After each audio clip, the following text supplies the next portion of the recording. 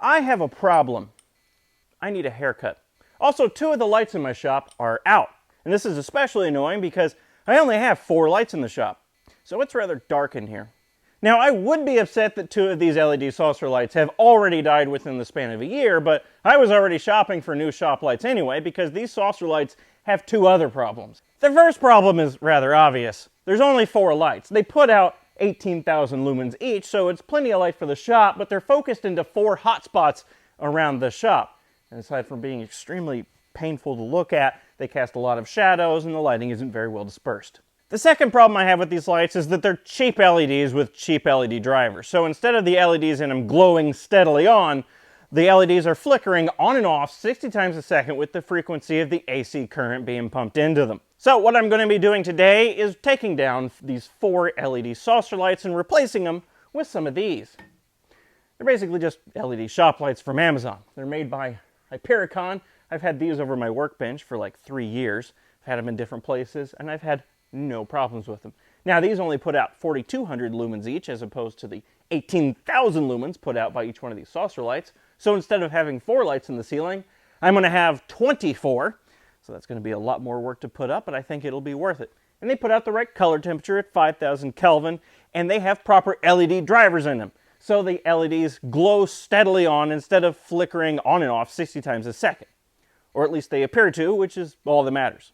Now let's get to work up on the scaffolding. Thanks to Surfshark VPN for sponsoring this episode. More on that later.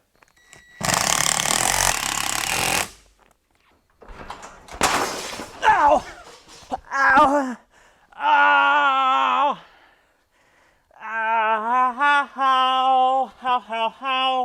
How? Right, what just happened there was, as I was getting down off the scaffolding, I stepped off onto one of these lift arms and torqued my foot sideways because I'm a clumsy moron. Then I spent the entire rest of the day in bed letting the swelling in my ankle go down, and now I'm going to attempt to go back to work today with one of these supportive ankle wrappy things to support my now very weak ankle. Whatever. Accidents happen, and I seem to be very accident prone. Back at it.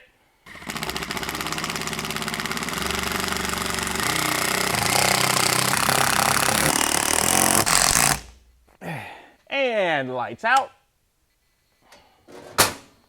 Nothing more motivating than keeping yourself from having any lights until the work is done. All right, circuit on and hope for no zappy. Oh. Oops. I did that on purpose. Yeah. There is smoke coming out of there. Whoops! Seems to happen a lot with me. What happened here? Looks like it was just a little bit of wire chafing. Oh yeah, the live wire is rubbing on the sheath. Well, that's easy enough to fix. All right, attempt 2, only this time I've plugged in a light to see if it actually sends power somewhere. Woo! I'm lit up! All right, all the outlets are installed, all 8 of them. Now it's time to mount all 24 of these lights here. One of these lights that is currently blinding me because it's the only light in the room that is, and it's right in my face. Okay. Hey!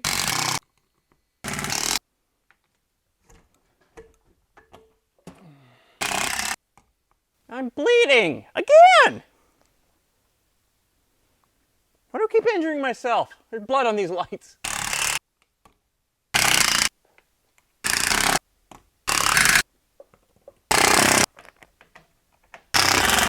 Hey. Hey.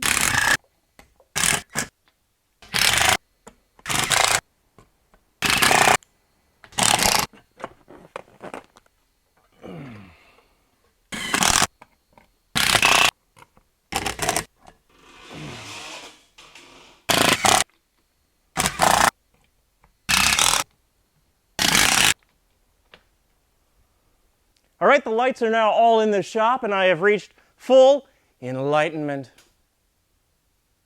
God, oh, they're so bright. That was dumb. Now, you may have noticed that I only put up lights in half of my shop. The other half is still completely dark because the other half is mostly pit.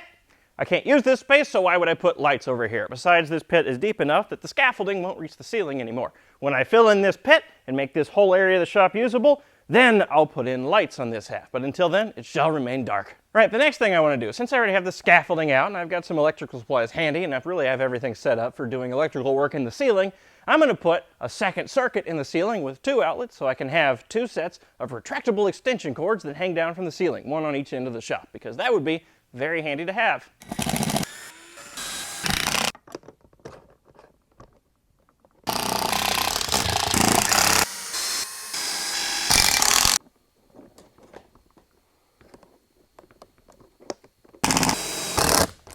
If me fiddling around in my circuit breaker as a not electrician makes you uncomfortable, just know that I've done this before, I'm doing it at my own risk, and most importantly, it was nice knowing you if something goes wrong.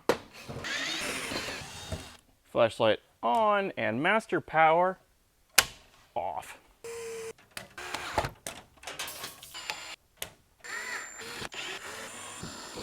And power back on. Okay, let's give her a try.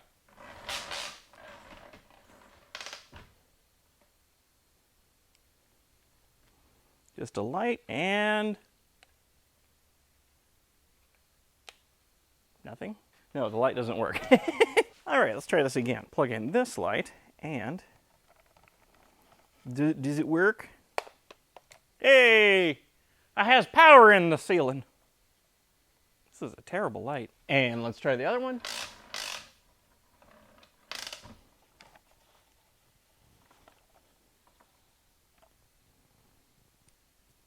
Hey! Before we move on and before I explain what's going on with this TV setup here, let me tell you about today's sponsor, Surfshark VPN, which is a VPN, or as they put it, a full-fledged security tool set based on the virtual private network architecture. It also has other features like ad blocking and malware blocking, etc., but it is a VPN. It's very easy to install. I already have my account logged in here, and look at all the platforms they support. Everything including the Fire TV and Apple TV. I'm going to go ahead and go over here to the Chrome section and install the Chrome extension. And just like that, I'm connected to Surfshark via the Chrome extension, which was incredibly easy. And now I'm just going to connect to a location. Let's pick Australia. Let's pick Sydney, Australia.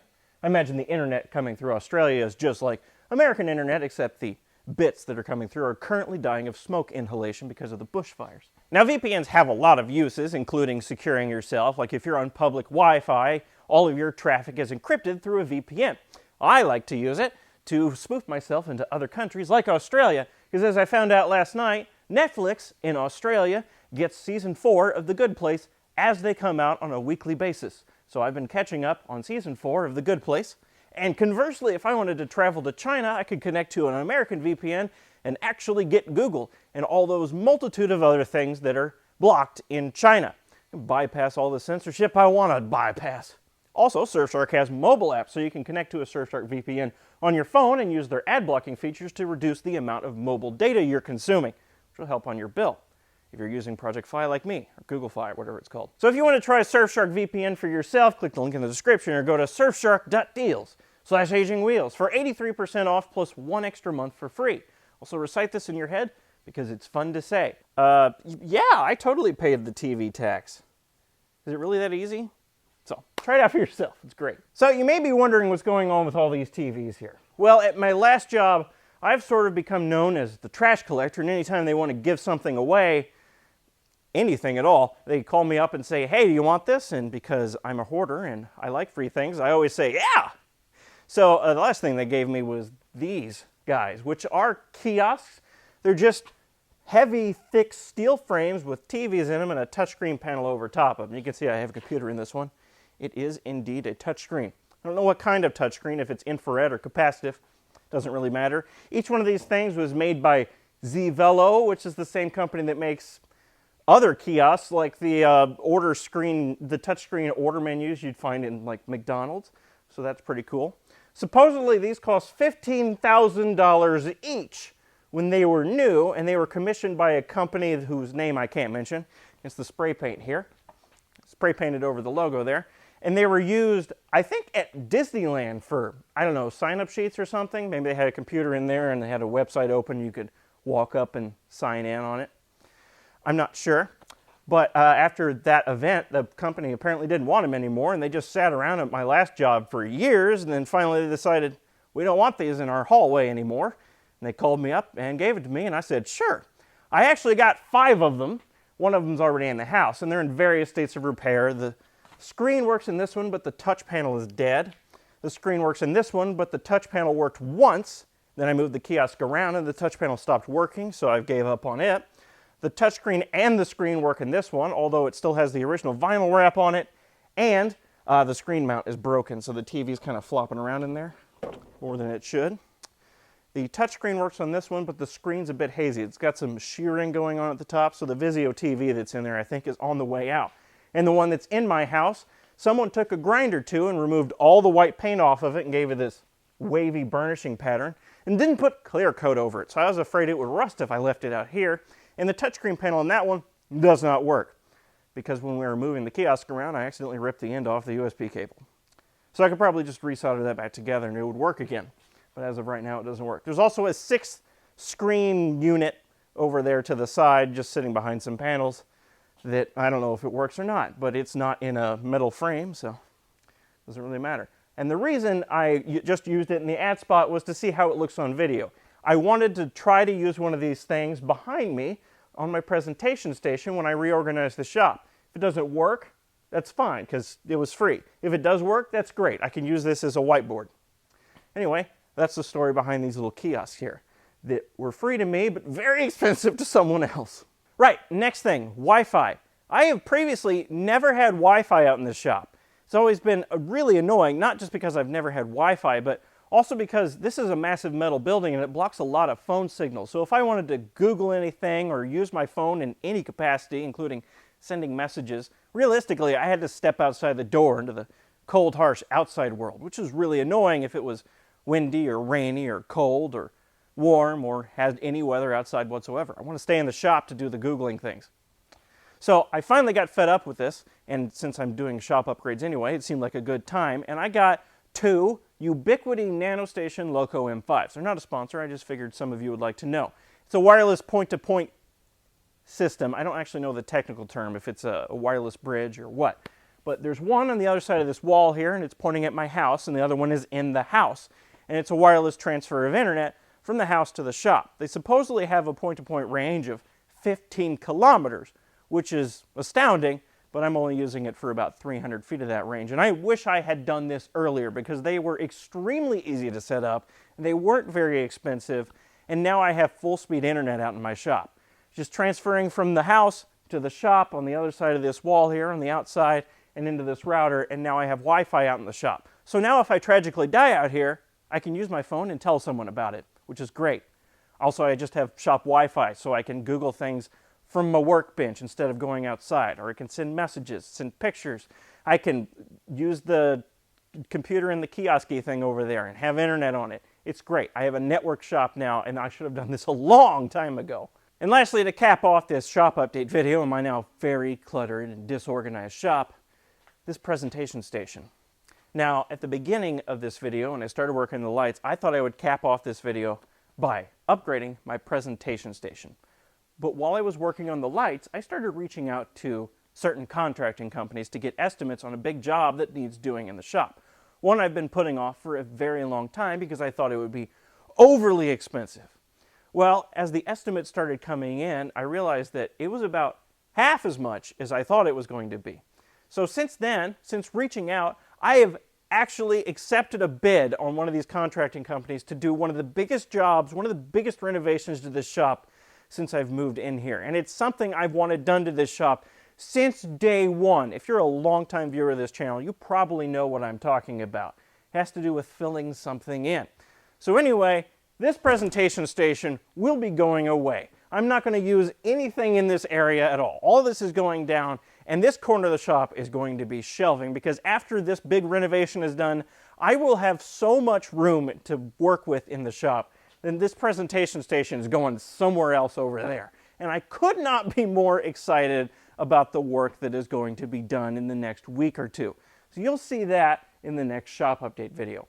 Anyway, thank you for watching. I really need to get a haircut now. And thanks to Surfshark VPN for sponsoring this video. I really do like their product.